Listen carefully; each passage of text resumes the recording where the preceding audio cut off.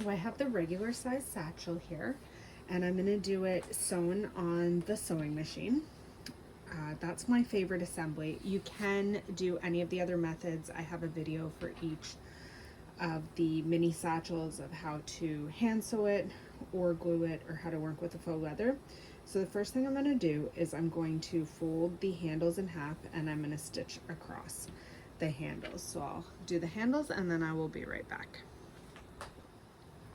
So the handles are done and I've done the placement on the body. So the next step is just going to be to attach the handles.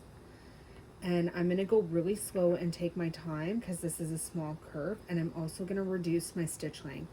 I'm going to keep my stitch length to a 1.5 to make it easier to get a nice clean turn around those hearts. So I'm going to do both sides and then I'll bring it right back once that step's complete.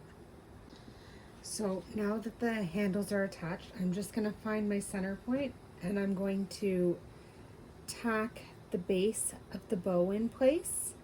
Once that's tacked in place, I'll then layer it on and tack the next piece. So I'll come back once that's tacked in place. Now for that tacking stitch, all I did was I used a zigzag stitch on a narrower setting and I moved my stitch length to 0. So the next step will be to lay the bow down. I'm going to tack it in the center and then I'm going to fold over and I'm going to tack again. So it'll be 2 tacking stitches. So I didn't bother to change my thread color when I did this tacking because the heart's gonna hide it. So you can see I did my first tack in the center, but because I'm getting a build up there, I moved the 2 tacks to the outer side, outer edges there. So now the last step is I'm going to sew this heart. Now I'm going to move very slowly and I'm gonna stitch all the way around, which is gonna flatten the bow a little bit, but it'll hold the heart nice and secure. And again, I'm going to go very slow, take my time, and use that 1.5 stitch length. So there's the heart stitched on. I did really close to the edge all the way around, just took my time with a really short stitch length. And the bow still has some nice character. Now I love the contrast of the pink and the red together. So now the next step is I need to attach this all the way around. So I'm gonna have only like an 1/8 of an inch seam allowance and I'm gonna stitch this all the way around. And I'll come back once that's complete. So here I've got it attached all the way around.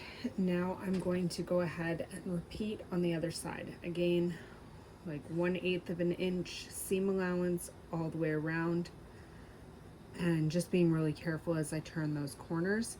I did go a little bit less than an 1/8 on the corners, but it's a nice curve there.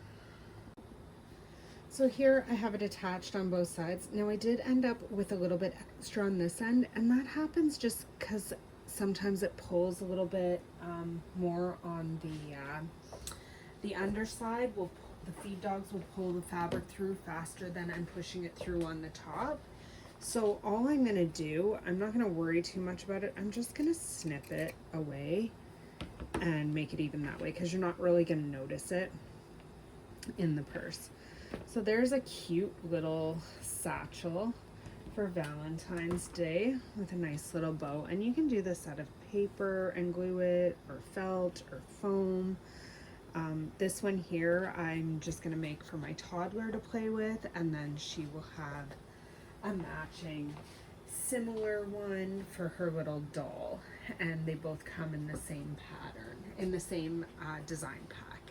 So please like, subscribe my video, it really helps me out, and check out these listings on Etsy because they're all available there. They're instant download and you can work with them right away. They come in Cricut SVG files. This one comes in a printout so you can print and cut this pattern. And I have 3 different assembly methods. So you can sew it with a sewing machine, you can hand sew it, or you can glue it together with a hot glue gun. Thank you for watching. Have a good day.